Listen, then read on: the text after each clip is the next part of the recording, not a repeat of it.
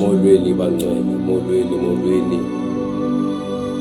Malibonge igama lenkosi yethu Jesu Kristu waseNazaretha. Mayibongwe inkosi engcwele. Makabongwe uNkulunkulu. Jesus Christ is Lord. Jesus is Lord. Jesus is Lord.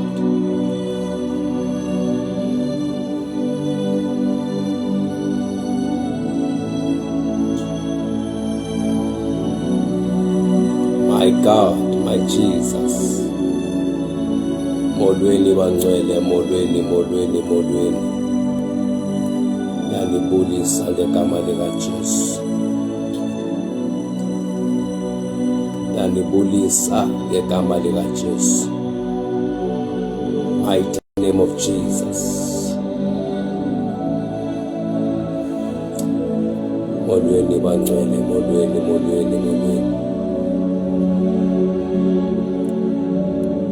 Molweni nonke ngegama likaJesu.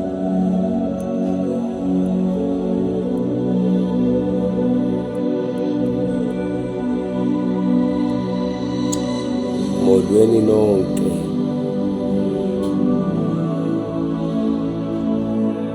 Molweni.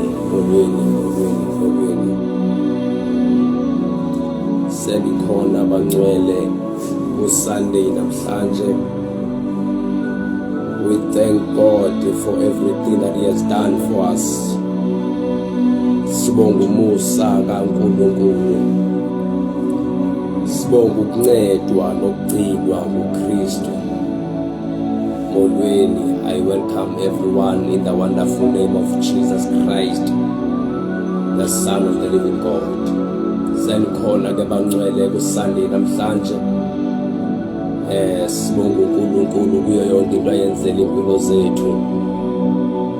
Sibonga izulu bangcwele, sibonga uThixo ukuthi yena usenathi usincedile.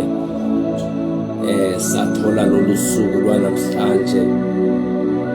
Siyajabula ukuthi singenile na Sunday. Siyajabula ukuthi uJesu useyinkosi. Siyajabula ukuthi sisasindisiwe namhlanje. We still believe ukuthi umuntu uyasindiswa esaphila emhlabeni. Aphilele uJesu, alawulwe nguJesu. Konke akwenzayo ekwenza ngoba elawulwa nguye uJesu. I still believe ukuthi inkosi isasebenza nakwezinsuku zokugcina. uJesu useyinkosi nakwezinsuku zokugcina. Sibonga umusa, sibonga uKristu, sibonga umoya engcwele. Malibonge igama lenkosi yethu uJesu Kristu waseNazaretha. Namhlanje nje I'm here ukuthi ngishumayele ivangeli leqiniso. Lizomisa ivangeli, lizobabaza uKristu, lizobabaza inkosi engcwele, inkosi yamakhosi. Namhlanje lisakholwa ukuthi kusekhona abantu abasadinga ukusizakala. Kusekhona abantu abasafuna ukusindiswa, kusekhona abantu abasafuna ukukhululwa. Ngoba zininzi izinto ezibabophila abantu, zininzi izinto ezizokuthi abantu baphile kabuhlungu, abantu baphile ngokukhala njalo. Ngokomthetho abantu bekusuppose baphila ngentando kaThixo, baphila kamnandi bejabuliswa uThixo, celebrate the joy of salvation. Malibonge igama likaJesu. Kodwa ke kunokuncane nje ndifuna ukukutsho ukuthi bandla likaKristu qaphelane ukuba licheck isimo ukuthi sisimo ixesha leli lesiphila kulona. Haleluya. Indima uSathana uzama ukudestroya umzimba kaKristu Jesu. uSathane uzama ukudestroya umsebenzi kaThixo. uSathane uzama ukudestroya ifuture yabantwana bakaNkulunkulu. Kodwa as we believers of Christ, asoze futhi savuma uSathane adlale ngebandla. Asoze savuma uSathana destroy abantwana bakaThixo. As long as we are still alive, we must pray ukuthi uThixo asincede, uThixo asize abantu bakhe, uThixo asize ibandla lakhe. Malibongwe igama likaJesu Kristu waseNazaretha. Bangcwele isixesha loba athi uJesu masithwalisa nobunzima. Malibongwe igama likaJesu Kristu waseNazaretha. Lithi khona ivesi apha khona lithi uSathana uyabhonga njengengonyama ekhangela nje nabani na angamqwengayo. Kodwa Thixo simethembile uThixo ukuthi yena uzosinceda, uThixo uzosihlangula, uThixo uzosenza ukuthi siphumelele. Noma ngabe kuthiwa uSathana uyina iplanile ngempilo zethu, kodwa soziphumelele. I still believe ezwini elithi no weapon formed against us shall prosper. I still believe ukuthi ibandla likaKristu lithi verse to Jesu Kristu, no gates of hell shall prevail against my church. Bangcwele noma ngabe kuthiwa umzalwane othize uhlaselekile, noma ngabe kuthiwa umzalwane umele ufesene nempi, noma ngabe kuthiwa ingakanani impi yakho ke inkulu kanganani, umsebenzi wethu as believers of Christ we must support lo mzalwane, futhi we must pray lo mzalwane uThixo amncede. Hallelujah. Malibongwe igama likaJesu. Masingasheshe simlimaze, simgwebe, simfake esihogweni. As long as umuntu esaphila emhlabeni, uThixo usengamenzela umusa egameni lenkosi yethu uJesu Kristu waseNazaretha. Selikhona ke bangcwele namhlanje. I'm here to preach the gospel of Jesus Christ. Ivangeli likaJesu linamandla, futhi ivangeli likaJesu liyaphila. UnguThixo ongcwele, uThixo namandla. Ucela sikhulekeni sithandazeni, simcela uThixo asincede. Baba lilungile Nkosi uJesu igama lakho lihle, moya ongcwele lihle, liyaphila, lihle liyaphila ngegama likaJesu Kristu. I welcome your present land akulo live egameni likaJesu Kristu. Sibonakalise Thixo wethu namandla leni ndawo, sibonakalise uNkulunkulu ongcwele egameni likaJesu Kristu waseNazaretha. Thixo wethu namandla, sebenza nakuleni ndawo uNkulunkulu wethu, sebenza kule ndawo Thixo namandla. Chokumisa inhliziyo zabantu ngegama likaJesu, philisa abantu bakho, basindise moya ongcwele. I pray ukuthi izwi lakho Nkosi uJesu livakale kumuntu wonke Thixo namandla onke, siza amafamily wonke. Baba wethu ongcwele, Baba wethu namandla, ngiyathandaza egameni lenkosi uJesu Kristu Nkosi. Amen. Ngibulise bangcwele. I welcome everyone in the name of Jesus Christ. I welcome you in the wonderful name of Jesus Christ. Namhlanje sizoqhubeka ngoldaba lukaJesu, ngoldaba lukaNkulunkulu. Labo besichaza last week sisithi we believe ukuthi Jesus Christ is God. We still believe namhlanje ukuthi uJesu Kristu unguThixo. Namhlanje sizokwambula the last day ukuthi sizochaza ngendaba ukuthi uJesu ngempela unguye uThixo. Besifunile amazwi last week, amazwi uJohn awathethayo, uJohn the Baptist. Ngoba uJohn the Baptist ubhale ngendlela ehlukileyo kunoMateyu noLuka noMarko.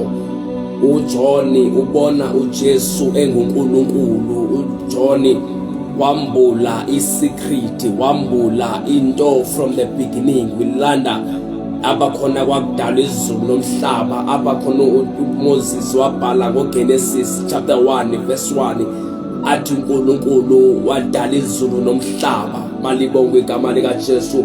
Na uJohn lapha, uJohn chapter 1 verse 1 uthi in the beginning he was the word, and the word was with God, and the word was God. Malibongwe igama likaJesu Kristu waseNazaretha. Siyocela silifundele lelizwe. Sicela uThixo asize, asincede ukuthi bonke abantu ba-understand lolu daba lukaNkulunkulu. Malibongwe igama likaJesu, ngoba lolu daba lufuna abantu abane-understanding ukuthi who is Jesus. Lifuna abantu abazovumela umoya ongcwele ukuthi ambule isecret kaNkulunkulu, bazwe ukuthi lo nkulunkulu ngubani. Hallelujah. Malibongwe igama lenkosi yethu Jesu Kristu waseNazaretha.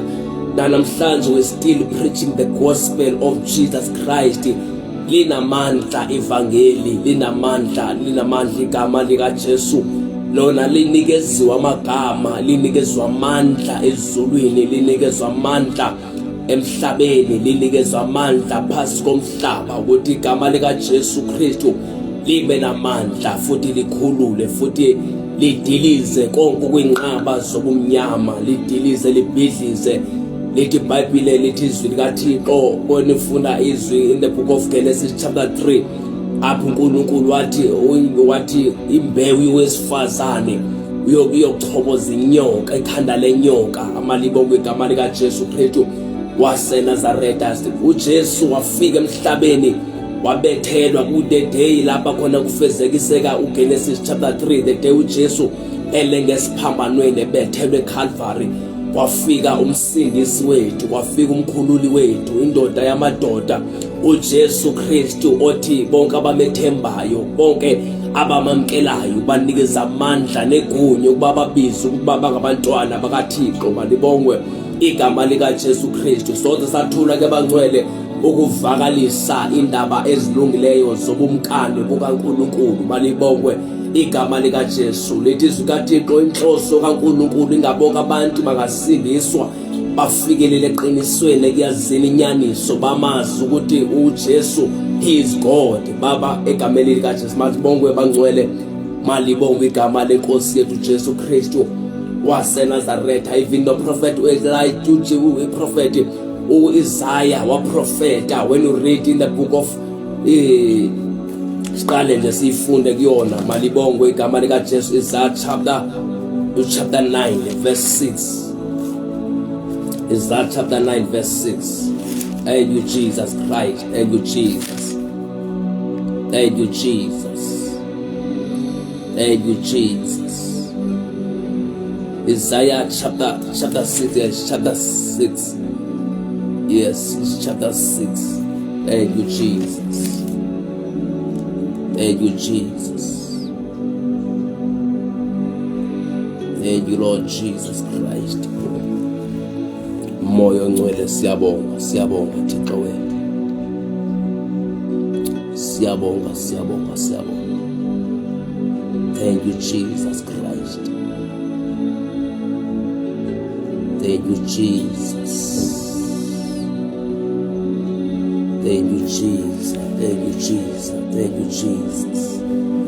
Isaiah chapter 9, Isaiah chapter 9, Isaiah chapter 9 is verse 6. Yes, Isaiah chapter 9 verse 6. Go to verse 6. For unto us a child is born, unto us a son is given, and the government shall be upon his shoulder, and his name shall be called, the Wonderful Counselor, the Mighty God, the Everlasting Father, the Prince of Peace. Apho Isaiah uthe uprofeta ngendaba kaJesu Kristu, umhlanganisa ubuthathu bezulu, ubuNkulunkulu bonke eMkulunkulu emunye. Uthi Wonderful Counselor, the Holy Spirit. Athi Mighty God, umbiza ngoMighty God. Hallelujah. Athi xa iqala ebhala phana uthi for unto us a child is born, amalibongo igama lika Jesu, and unto us is a son is given, malibongo igama lika Jesu, and the government shall be upon his shoulder. Malibongo ubumkani bukaNkulunkulu, the kingdom of God. Yonke into esuka ezulwini, yonke into kaThixo yobi phezu kwakhe uJesu Kristu. It is Isaiah Mighty God, ambizi ukuthi uJesu is the Mighty God, ati the Everlasting Father, our Father. Malibongo igama lika Jesu. Ati the Prince of Peace. Jesus Christ is the Prince of Peace. Ingaku John ke basesilanda in the book of John chapter 1. John uyilanda from the beginning. Malibongwe igama lenkosi yethu Jesu Kristu. Ati verse 1 in the book of John chapter 1. Ati in the beginning was the Word, and the Word was with God, and the Word was God. Malibongwe igama lika Jesu Kristu. uJohn umbona uJesu, umchaza uJesu eyinguye uNkulunkulu, elithemba lethu. Akulikho elinye ithemba ngaphandle koKristu Jesu, inkosi ephakemeyo, our mighty God, our everlasting Father, our God. Malibonge igama lika Jesu. At verse 2, and the same was in the beginning with God, and same was in the beginning with God. Him was not anything made that was made. Malibonge igama lika Jesu Kristu waseNazareth. All things were made by him. All things were made by him. Zonke izinto ezikhona esizibonayo zidalwe ngaye, zidalele kuye, zidalwa nguyena, ngoba yena ungumdali wento zonke. Malibongwe igama lenkosi yethu Jesu Kristu waseNazareth.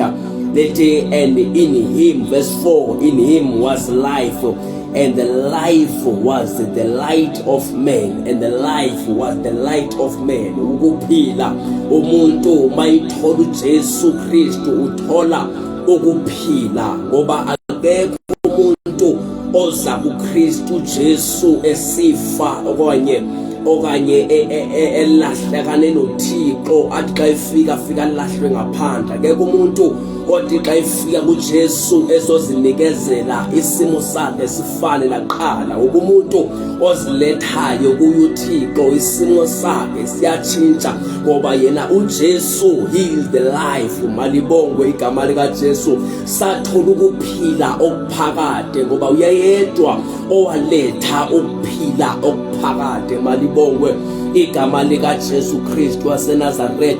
Verse 5, and the light shineth in the darkness. Malibongwe igama lika Jesu, and the darkness comprehended it not. Malibongwe igama lika Jesu. Jesu ufike abantu bephile ebumnyameni, ufike abantu bephila ebumnyameni, besibekele bobumnyama, kodwa wafika uJesu Kristu elukhanyiselo lwabantu. Malibongwe igama lika Jesu. Wafike wakhanyisela abantu. Lithi iBhayibhile ubumnyama zange bukwazi ukuthi buhlale, ngoba sekutholakala ukukhanya, sekufika ukhanya. Kwakumele uSathana athuthe konke ngokwakhe, athatha ukufaka kwindawo akuyona, kwindawo ahlezi kuyona uSathana, kwindawo aphila kuyona, ngoba ubumnyama abungeze bugcwale yonke indawo. Ubumnyama abungeze kuhlale lapho khona uKristu khona. Ubumnyama abungeze kukwazi ukuthi kuoperate, kusebenze lapha khona uKristu ekhona, ngoba he is the light of the world, he is the light of men. uJesu Kristu wakhanyisa, kusakhanya namhlanje. uKristu useyinkosi namhlanje, uselilanga lokulunga. uKristu Jesu usabasiza abantu namhlanje kulixesha esiphila kulona. Usakhanyisa empilweni zabantu, ukhanyisa enhlizweni zabantu. Sibonakala kunabantu abanenhliziyo ezingcolileyo. Even nathi before we saved, before sithola ivangeli, sasinenhliziyo ezikhohlakele, sinenhliziyo ezingcolileyo, singcolile, simlibanjwe ngamandla esono. Kodwa uJesu Kristu wathi masefika empilweni zethu, kwakumele uSathane athuthe konke ngokwakhe, ngoba umuntu ufika kuJesu ebanjwe bubumnyama, kodwa ubumnyama bungeze buhlale lapha khona umuntu ehlangana noKristu. Abungeze ubumnyama busebenze lapho uJesu ekhona, ngoba umuntu mayesamkela ukukhanya uthola ukuphila, uthola ukukhanya okumangalisayo. Ngoba umuntu onoThixo wosatshwa yisitha, wosatshwa uSathana. Umuntu onoThixo uyanqoba, umuntu onoThixo uthola amandla. Malibongwe igama lenkosi yethu Jesu Kristu. Livangeli esizolimemezela, ivangeli elinamandla, ivangeli elithi uJesu namhlanje he is still the light of the man. Malibongwe igama lenkosi uJesu. Makabongwe obuyayo, makabongwe uJesu Kristu inkosi ephakemeyo. Mayibongwe ngahlangahla inzulu yemfihlakalo, umdali wento zonke, uNkulunkulu wadala konke ngezwi lakhe. Makabongwe zayo. At verse 6, and there was a man sent from God whose name was John. and the same came for a witness, to be a witness of the light, that all men through him might believe. Malibonge igama lika Jesu. uJohn wayesuka wayesendwe uThixo, ethunyelwe uThixo from straight ukuthi azoba ufakazi, azongqina ngokukhanya okuzayo, azongqina ngoKristu ozayo, azongqina ngaloThixo ozayo oyofika ahlale nabantu, afika aphile nabantu, afika azova ubunzima obuzwa ngumuntu. Lithi iBhayibheli the time uJesu Kristu wathi kudliliqa loba unyana womuntu anikelwe kubantu benzi bobubi, afe abethele emnqamlezweni, ngoba uNkulunkulu wezwa ubunzima, wayifila ipain umuntu ayizwayo emhlabeni, wafila ukuzondwa, wavuka ukuzondwa komuntu ukuthi indeed umuntu uyazondwa emhlabeni, esaphila emhlabeni umuntu uyazondwa. uNkulunkulu wakuzwa ubunzima, wava ubuhlungu obuzwa umuntu ophila emhlabeni. Ngakho uJohn wazothi ngizongqina ngokuJesu ozayo, olukhanyiselo lwabantu, ukuthi umuntu angakhathazeki emhlabeni. Zonke izimbandezelo umuntu ahlangana nazo, adibana nazo, izimpi umuntu ahlangabezana nazo endleleni, uJesu Kristu uzonqobela umuntu, uzosindisa umuntu, uzolapha umuntu kuzifo zonke. Yebo izifo zikhona emhlabeni, kodwa ngeze zanqoba igama lika Jesu. uJesu Kristu wafika wakhanyisa, kwakumele ubumnyama busuku, bomnyama kubaleke, ngoba akungeze bumnyama busebenze la khona uKristu ekhona, lapha khona uKristu ehlezi khona, lapho uKristu engame khona. Kumele umuntu avumele ukuthi nathi sizochaza namhlanje, lizochaza la kulo live, malibonke igama lika Jesu, ukuthi there is a man who is greater than me. Hallelujah. Ukuthi uJesu mkhulu kunami, uJesu Kristu lizofakaza, lizonqina, lizoxelela ngalevangeli elinamandla ngalo Jesu Kristu oyehlayo esuka ezulwini, inkosi engcwele, inkosi ephakemeyo, uJesu owafika emhlabeni ezongqina, ezokwenza umsebenzi wezulu, ezokuyisela umuntu, ezohlanganisa umuntu noThixo. Yebo umuntu wahlukana noNkulunkulu ngesikhathi esika-Adamu, kodwa uNkulunkulu wambuyisela umuntu, wathi angeze lakwazi ukumluza umuntu, ngoba umuntu usenhlizweni yami, umuntu ngiyamthanda, umuntu lizomfela, lizobethelelwa yena, lizofela yena umuntu, ukuthi umuntu athole ukuphumula, athole ukusindisa umuntu. Malibonke igama lika Jesu. Osathembekile lo Kristu, osathembekile lo Nkulunkulu mntakababa. Ngifuna ukuzoxelela namhlanje ukuthi lo Nkulunkulu enishumela ngaye, ulo Jesu wabethelwe eCalvary. Namhlanje ngizoxelela, kudala ukulaleka empilweni yakho, kudala uzama impilo, kudala uzama ukuthi uzama impilo engcono, kudala ufuna ukushayela izandla, kudala uzama ngandlela zonke, kodwa ngizoxelela ukuthi there is a man who is greater than me, the man who is Christ. Jesus is Lord. Namhlanje uThixo usengayisindisa yakhe impilo, usengayinceda yakhe impilo. Namhlanje ngizoxelela ukuthi vumela lokukhanya, vumela lo Jesu angene enhlizweni yakho, ayitshintshe impilo yakho. Usenguye lo Nkulunkulu, usenguye lo Thixo wakushona ngaye mandulo, usenguye namhlanje usaphila. Ngifuna uzoxela noma ngabe kuthubhekele naye, noma ngabe yini enzima empilweni yakho, noma ngabe kuthufese nobuhlungu obunjani empilweni yakho, kodwa ngizoxelela ukuthi there is God in heaven, kunoThixo omkhulu kakhulu, uThixo ongabuyisela impilo yakho, uThixo ongasiza impilo yakho. Noma ngabe usukhaleka kangakanani mntakababa empilweni yakho, kodwa ngizoxelela ukuthi kunokukhanya okukhulu, kunoThixo omkhulu onamandla. Futhi umvumele namhlanje, Mvumele namhlanje njengoba ufakazi ukuthi indeed uNkulunkulu ambone itshintshe yami impilo, nambone elwela impilo yami, usayilwela namhlanje impilo yami. Ngizokuxelela ukuthi indeed uJesu uyasebenza, uJesu unamandla, uJesu uyasindisa, uJesu unguKristu. Ngisakufakazela namhlanje ukuthi lo Jesu uyabavusa abafileyo, lo Jesu uyabaphilisa abagulayo, uJesu uyabadeliver ababotshiwe, lo Jesu Kristu sayinkosi engcwele, lo Jesu Kristu sabavusa abantu, salibuyisa ithemba lo Jesu. Lo Jesu uba ngabe nje ungeza kuyena, uzobambelela kuyena, enguNkulunkulu ophilayo, uzombambelela kuyena, uhlale naye. Uthi uJesu Kristu just mvumele, uyanoka enhlizweni yakho, ufuna ukuhlala nawe, ufuna ukunceda, ufuna ukusiza, ufuna ukusiza impilo yakho. Namhlanje mvumele lo Kristu,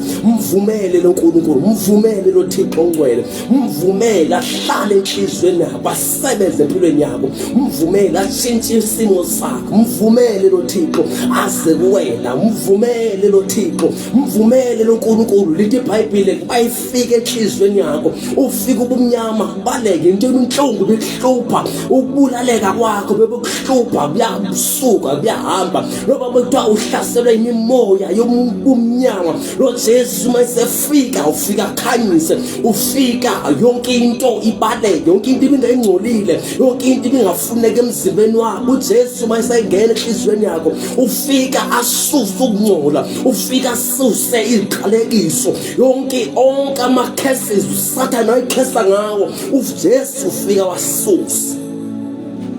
Namhlanje ngifuna uvume, namhlanje uvume ukuthi I need this Jesus, I need this God.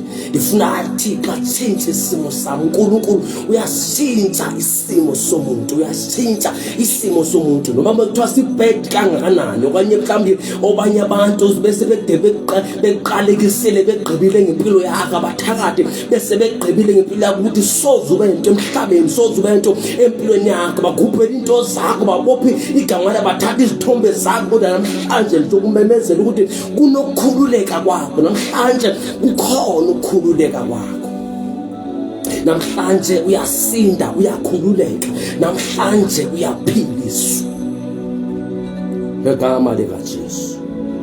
Sifuna verse 14.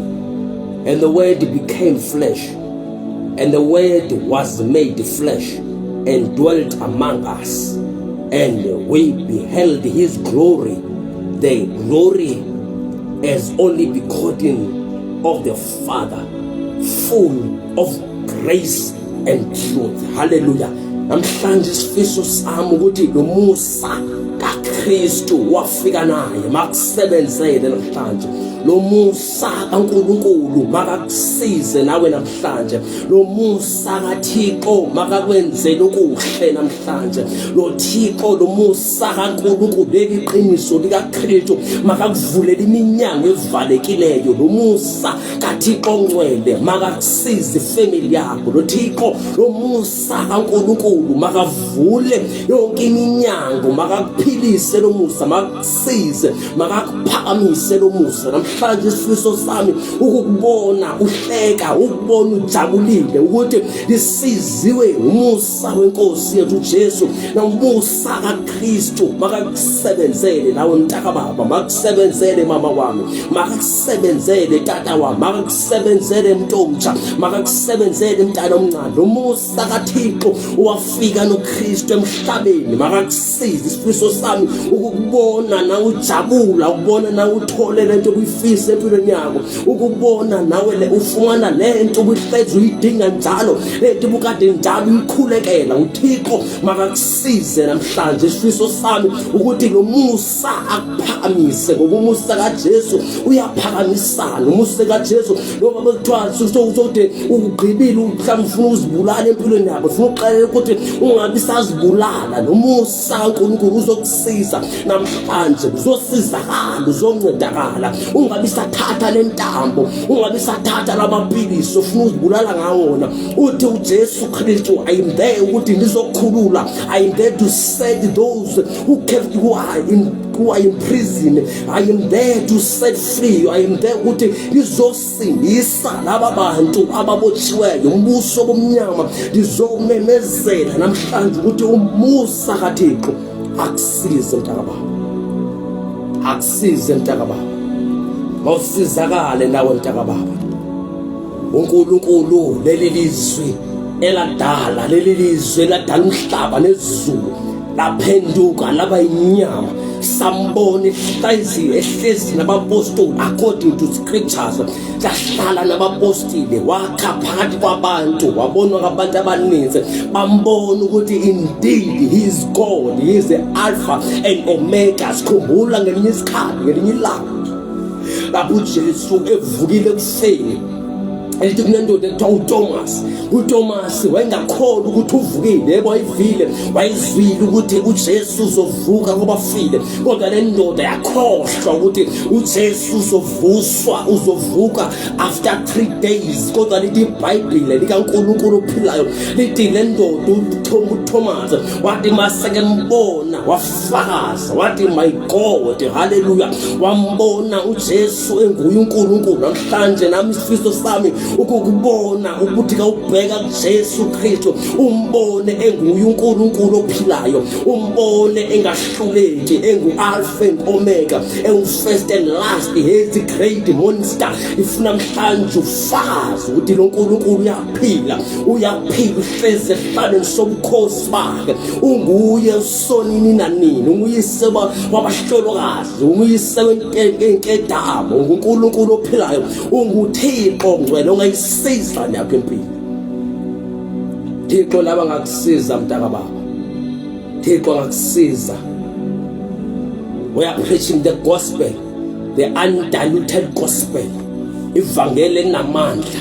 Ngoba ngabe kuthiwa mntakababa sohlezi esonweni, sophila esonweni, uThixo angakusindisa, akakusiza yakhe impilo, angayihlangula yakhe impilo kulaka oluzayo lukaJehova. Lithi iBhayibheli kunolaka oluzayo, uThixo angakusindisa, akanceda, akunikeze lo musa. Isifiso sami ukubona abantu beza begijima bezozinikezela kuKristu besithi I need this God, ngoba nguThixo ongahlulekile, uNkulunkulu othi ezwini lakhe uthi onke amadolo aguqa ngenxa igama likaJesu. Zonke ilimi zivuma ukuthi uKristu inkosi engcwele, inkosi ephakemeyo. Ithi for the glory of God the Father, uNkulunkulu osithandayo uyamthanda umuntu uThixo. As long as umuntu esaphila lomhlaba, uThixo uyamthanda umuntu, angeze umuntu amyekelele. Ithi iBhayibheli umlandelele umoni kuze besethunini,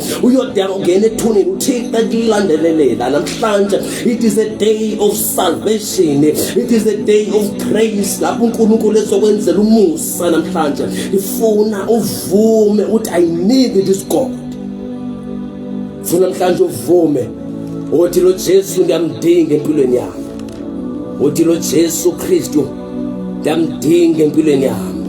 Uyamdinga uThixo, uyamdinga uThixo, uyamdinga uSomandla asize impilo yakho, uyamdinga uThixo empilweni yakho. Noma ngabe kuthiwa ungambalekela, kodwa you need God. You don't need izinyanga nezangoma, udinga bathakathi ukuze uphumelele, kodwa udinga uJesu Kristu, udinga inkosi engcwele, udinga inkosi ephakemeyo. Athi uPeter in the book of Acts chapter 2 verse 21, and it shall come to pass, whosoever shall call upon the name of the Lord shall be saved. You need Jesus in your life, you need Jesus Christ in your life. UThixo ophilisayo, uThixo okhululayo, uThixo ungabagweba abantu bakhe besaphila emhlabeni. As long as you are still alive, uNkulunkulu uyakuthanda, usengakusiza nawe, usenganceda impilo yakho. Oza nangu uzozithathela lo Nkulunkulu, uzozithathela lo Thixo, umthathu umenzo wakho akusiza, kuncede, akugambise kule ndlela elapha emhlabeni. Ngoba umuntu lomhlaba esiphila kuwona akadinga enye into kodwa udinga uThixo. uThixo. Umuntu uphila komhlaba esaphefumula, umphefumulo sesenyameni yakhe. Awudingi izangoma, awudingi inyanga, awudingi imithi, awudingi uqhunyisa imithi, awudingi amaphansi, kodwa udinga uThixo enguKristu. Udinga uThixo ukuthi akusize akuphumelelise, uThixo akulidele kulo lonke iqiniso. Awudingi enye into kodwa udinga uThixo. You don't need money kulempilo, kodwa udinga uThixo ukuthi kube khona injabulo empilweni yakho. Udinga uThixo uze bekhona injabulo empilweni yakho.